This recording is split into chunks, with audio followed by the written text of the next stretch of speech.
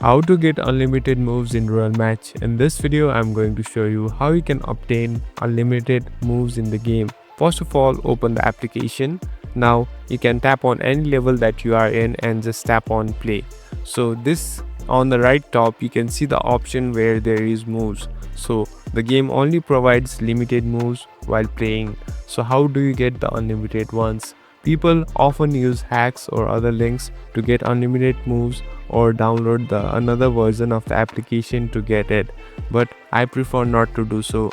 This can even harm the account and get you banned in the game. So play as the game has gave you or the moves it gives you rather than using any other hacks. So just play fair and win the games and win the streaks. Thank you for watching this video. I hope this video will help you.